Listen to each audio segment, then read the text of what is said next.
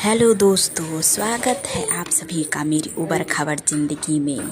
तो कैसे हैं आप सब? उम्मीद करती हूँ बहुत अच्छे होंगे। दोस्तों, मेरे हस्बैंड तो बिल्कुल गाय जैसे हैं, पर कभी कभी बछड़े वाली हरकतें कर देते हैं तो मुझे बहुत गुस्सा चढ़ता है। दोस्तों, हम दोनों की शादी हुई थी करके वादे कच्चे, इसलिए आज है हमारे एक बच्चे।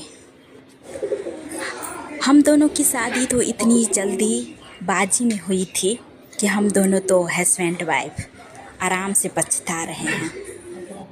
दोस्तों, हमारी तो ज़िंदगी झंड है फिर भी घमंड है।